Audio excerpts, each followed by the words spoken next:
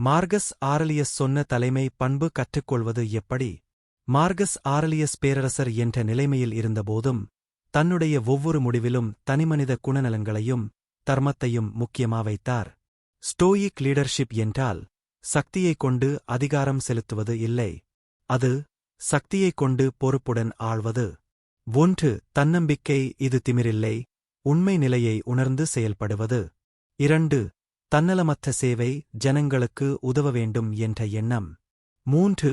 கீழ்மட்ட மனிதர்களையும் சமபங்காளிகளாக மதிப்பது.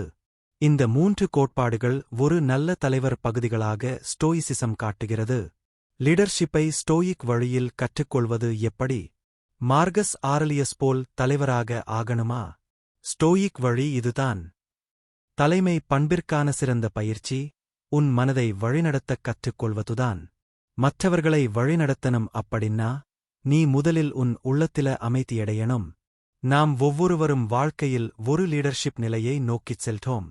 அது ஒரு பிசினஸில் இருக்கலாம், ஒரு குடும்பத்தில இருக்கலாம், சுய வளர்ச்சியில் இருக்கலாம்.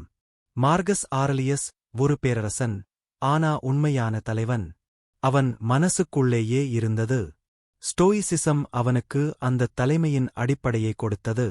1. தன்னாட்சி. சுயமேதைக்கு அடிப்படை முன்னோட்டம், அமைதி, விருப்பங்களை கட்டுப்படுத்தும் திறன். இவைகள் இல்லாத தலைமையா? ஒருவன் தன்னை வெற்றி கொண்டுவிட்டால் உலகத்தை வெற்றி கொண்டதற்கு சமம்.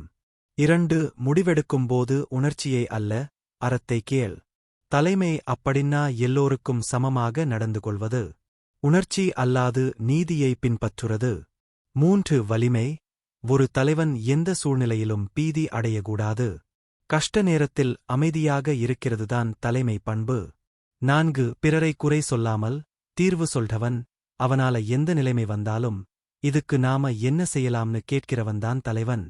லீடர்ஷிப் என்பது பதவியல்ல, அது உன் மனநிலை, உன் முடிவுகள், உன் கருணை. ஸ்டோயிக்குகள் சொல்வது உன் வாழ்க்கையை நீதியுடன் வழிநடத்துனா நீ தலைவர்தான். நீங்கள் ஒரு சிறந்த தலைவராக இருக்க விரும்புறீங்கன்னா உங்களுக்குள்ளுள்ள நல்லதை வளர்த்துக் கொள்ளுங்க, மற்றவை தானாகவே பின்வரும். தலைமை என்பது பதவிக்குரிய அடையாளமில்லை, அது நடத்தைக்குரிய உச்சம். இது சம்பந்தமான உங்களுடைய கருத்துக்களை தயவு கூர்ந்து பகிருங்கள், மற்றவர்களுக்கு உபயோகமாக இருக்கும். இந்த வீடியோ பிடித்திருந்தால் தயவுசெய்து லைக் செய்யவும், ஷேர் செய்யவும், சப்ஸ்கிரைப் செய்யவும்.